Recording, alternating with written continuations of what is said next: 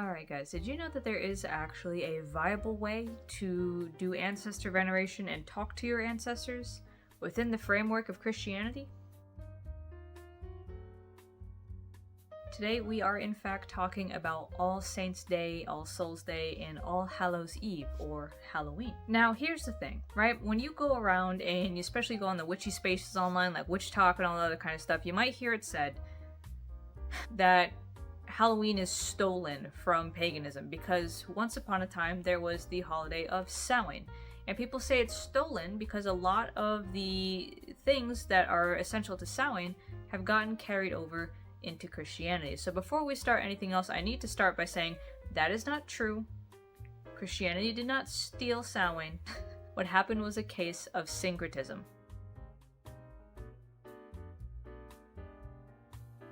Remember that syncretism, all it is when two cultures or religions kind of happen to bump up next to each other, and when they do, they naturally, just by way of communicating with each other and existing near each other, end up sharing bits of their religion, culture, language, and other such things. It's the reason that Bulgarian and Romanian can, kind of share some words between them, so the Slavic language Bulgarian ends up having the word porta for door because Romanian is a Romance language. It's also the way in which the Roman Empire, as a pagan empire, did a lot of colonizing. Because when Rome was coming through, they had all these different cultures and all these different peoples that they were sucking up into their empire, and so in order to unite them all, they would very much engage in active syncretism, right? So they would use syncretism as an imperialist tool, going so far as to say that, the Gaulish goddess Rasmerta was married to, I believe, the god Mercury, trying to unite these two cultures and these two pantheons and these two gods, trying to actually, present their gods as if their gods were the other culture's gods, just in a different lens. For instance, why do you think that the Greek gods and the Roman gods are so similar? Because of syncretism. And so by doing that, you could merge these cultures and make them coalesce under one unified structure a lot easier. And now, when it comes time for the Roman Empire to become Christian, obviously, this tool is still in the toolbox, right? There's a lot easier way to get people to convert to your religion, and it's not by fighting wars and banning other people's religions outright. Instead, what it is kind of pulling a Burger King McDonald's situation in which you set up your holidays and your festivals with your special meanings right next door to the culture you're trying to convert. And this is where we finally get to how Samhain and Halloween even ended up lining up the way they did.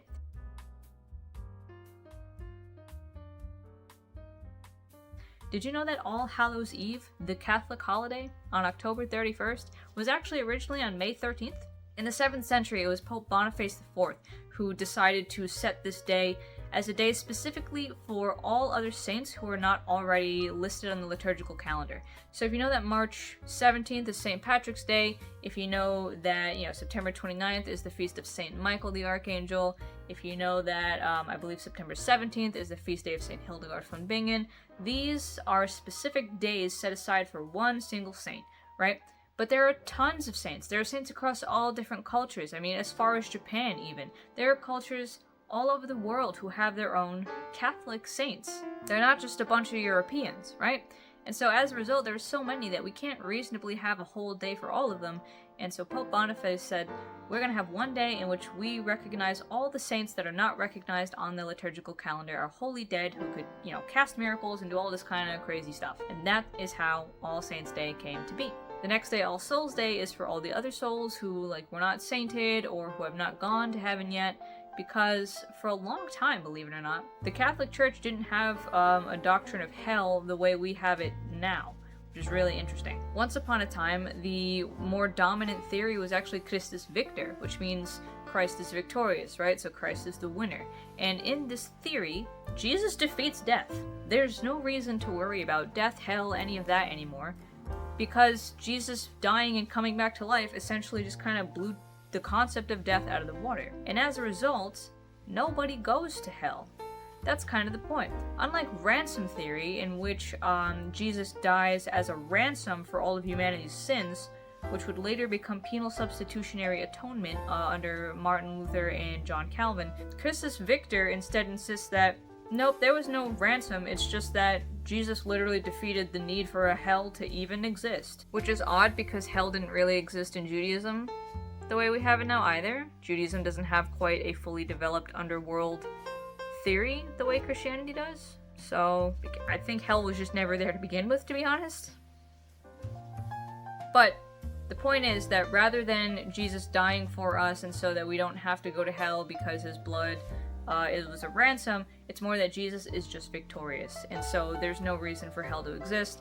There's no reason for anyone to go there. So where does everyone go? Well, after up to a year of purgatory, when someone dies, purgatory being a place where they learn about why all the things they did wrong were wrong, and what they can do better and how they can fix that, they go to heaven and they become a saint.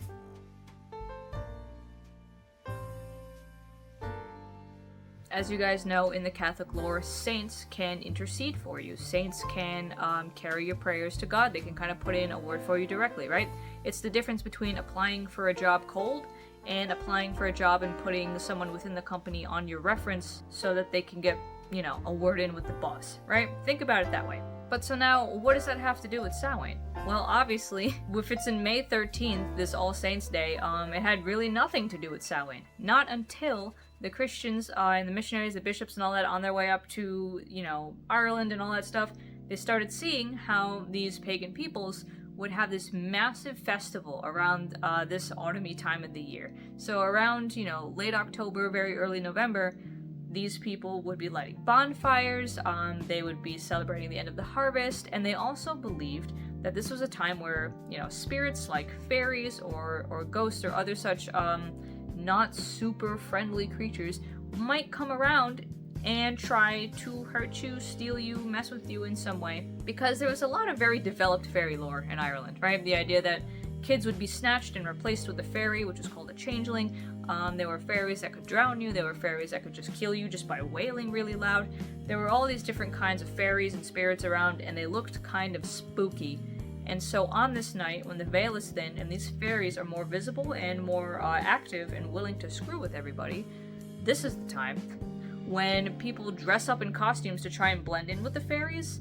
They leave out food for their ancestors who are coming across the veil in between all of these fairies and such, so that their ancestors have something to eat when they come back. And they also, carve faces into turnips, which would later become pumpkins, to further scare these evil spirits away, right? So with all these kinds of festivities going on, it was obviously a massive block party that absolutely nobody was going to give up. You could talk about Jesus all day long. If you tell people they can't have bonfires, dress up, get drunk, and eat a bunch of food, no. Doesn't matter how cool your religion is, it needs to have a block party this time of year or it's just not fun enough, right? So that's kind of what was going on. They had their own traditions, these pagan peoples of Ireland. They had their own traditions, their own things going on, and they weren't just going to give that up for anybody, right? Not even for the priests and the bishops and all who came talking a bunch of stuff. So these priests and bishops and all that, they wrote to the Pope, and they said, hey, we need our own block party because no one's going to convert if we don't have something to compete with that. And so it took a while. It took like a good century, but in the 8th century, Pope Gregory III finally decided, well, that part of the liturgical calendar is looking a little empty anyway. Let me just take, All Saints Day here and pop it over around this time Samhain. That way, this hole is filled here, and we can catch whatever these guys are doing up here in the north with their Samhain thing, right? And because of that, now the Christians had a reason to celebrate, and they had a reason to, give honor to their holy dead, to, talk about all of their people and reflect on them, to celebrate and have parties and all that kind of stuff. And so gradually, over time, just like if you have a Burger King and a McDonald's, people left one chain to go to the other. And they took all of their likes and dislikes and preferences and everything else with them to this new spot. And of course, even when the Irish converted, this was still very much a big thing, right? So when Ireland was mostly Catholic, even still, this was a big cultural component of this time of the year, obviously. I mean, this is how this cultural tradition survived so long, is because the Irish refused to let it go, no matter what religion they were going to be. This was part of who they were. And so naturally it came over to America when people were when people, a lot of Irish immigrants were coming over and bringing all of their customs with them. Then all of that Puritan, Yuletide is Fooltide and like no fun allowed kind of garbage just got tossed out the door when the Irish came along. So thank God for the Irish.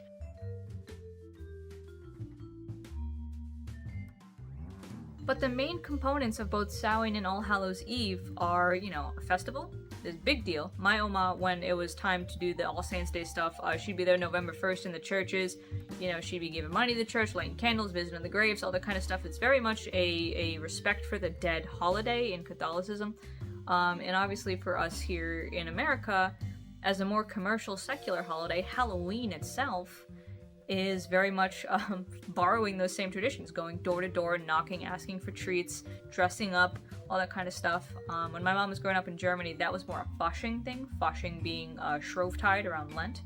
They would go door to door with costumes then. But now, this is, here, a Halloween thing. And so we see the secularization of those trends where we have all the spooky things and the scary things out, where we have the candy and all the food and like just a night of partying and fun. We see the religious aspect where we're still giving thanks to the holy dead, where we're still recognizing our ancestors who've died and, paying attention to the dead. And for those who have not gone through a year being dead yet, that's what All Souls Day on the 2nd is for, because you're not sure if they're a saint yet, so you gotta wait at least a year. And then All Souls Day is for them. But this brings us now into how one would actually go about spending time with their ancestors on this day.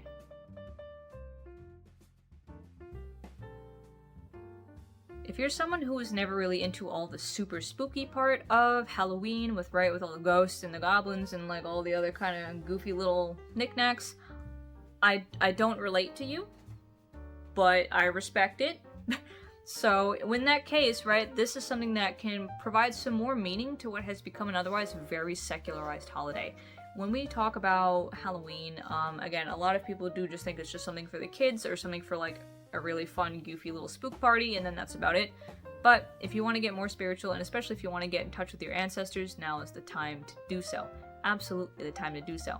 And with that said, one of the easiest ways that I grew up even understanding Ancestor Veneration was literally just putting out a picture of them and lighting a candle for them and thinking about them for a bit. That's like entry level, the most basic you can get with respecting and honoring your ancestors on this day. You might also put out some food for them, because there are multiple cultures that are Catholic derivative that still have this idea that the dead will come visit around this time. And one example is in Latin America, we have Dia de los Muertos, where they have the ofrendas, which are like the altars in which they put things from their family members who have passed on it. And so they'll go to the graves and they'll light everything with candles so that the spirits of their ancestors can find their way to the graves, and they'll put, all the other stuff on that graves, like food that they liked, their items, so that they can recognize where they are, and they'll sit there with their family. And they really do believe that their family's coming to visit. And there's a lot of pop culture, movies and other such things that kind of touch on this topic, but the point is, you want them to be comfortable when they cross from beyond the veil over to our side. That's why when the veil is thin, these spirits are able to come into our world a lot easier. So if you know that your, say, grandpa really liked, Fig Newtons and coffee, you might pull some of that out for him and have a chat. You might even start using things like tarot cards or other divination tools you would use with your spirit guides or with God or anything to see if you can have a full conversation with them. Ask them to come around, put out items that remind you of them or that are from them, and speak to them, because now is the time where they're awake and they're around, and they'll probably be happy that their family is still thinking of them. However, we also do need to keep in mind the fact that you want to be careful, So we talked about Ouija boards the other day. Here's the thing. There are some spirits who will try to sell you a dream. There are some spirits who will try to use the names of your ancestors to lull you into a false sense of security. These are trickster spirits. They're not necessarily going to hurt you, but it's just kind of like having a leech stuck to you, Leeches, they're not usually going to kill you unless you are covered in them, but what do? They suck blood. They take away your vitality, And these trickster spirits are much the same. They're looking for energy. They're hungry just like the wolves and the bees and the birds and everybody else are. So it's not that this is necessarily them actively just causing maliciousness for the sake of it. They are just looking for something to eat. What they want to eat is your energy. So keep that in mind. Do protections beforehand. Ask God to set your space so that only your ancestors can come through. Ask God to show you the way to your ancestors and your ancestors' way to you, so that, from heaven can come down your ancestors. This is something I do when I do my interview with the Gods series, in which if you haven't grabbed it yet, you definitely should grab where the Gods left off, because that is my first 50 interviews, where I'm just talking to angels, demons, gods, and saints. Just wholesale. So I do the Lord's Prayer, and I ask God to only let through who I'm trying to speak to, and that has served me very well, just as a basic, protective opener. And now another thing is that if you have ancestors that are not awesome, whether or not you want to engage with them is entirely up to you. Honestly, the thing is, when it comes to those ancestors who have had unsavory views in the past, who have just been actually flagrantly istrophobic in some way, yeah, that's tough, but that also gives you an opportunity to break generational curses. By working through those things they believed and those things they thought and did, you can heal two people at once, basically. Your ancestor can get some perspective, you can get some closure. And so it's not an easy thing by any means. I certainly haven't done it, and I have ancestors who I know are wild, but not for American reasons, just because when you're a rural farmer in 1890, you just get into wacky. So my ancestors are just crazy. But nonetheless, when we think about Halloween and we think about our ancestors, when we think about Christianity and how we're always told that, maybe for some of you, that this is a devil's holiday and super, super bad, the fact is, nope. This holiday has existed for quite a long time, specifically to honor our miraculous dead, and it was just moved to this time of year to give us another opportunity to kind of blend and easily convert pagan peoples, which obviously trying to do tricks like that to convert people isn't awesome. I don't think it is, but if your choices are war and just kind of putting a block party next to someone else's block party, I mean, the choice is obvious. And this also does give you the opportunity to connect to generations long gone before you, to ancestors, to learn more about your family and who's around, to see, more about your family history, to figure out any kind of wounds that still need healing in your ancestral line, all that kind of stuff. And so, it's not for everyone. Ancestor work is not for everyone by any means. I will tell you it is not. But it is an option if you are interested, and it is definitely something that is at its height. It's at its peak at this time of year. So, I hope this gives you a good overview of the origins of Halloween and how you might use it in a Christian context. And I'll see you guys next time for our last video of October. See ya! By the way, if you want to see these videos 2 weeks earlier, consider subscribing to my Patreon, where you not only get all these videos, but also recipe cards, specific deity profiles, and lots of other interesting things to look at. Video tiers start at $10 a month, so definitely consider checking it out.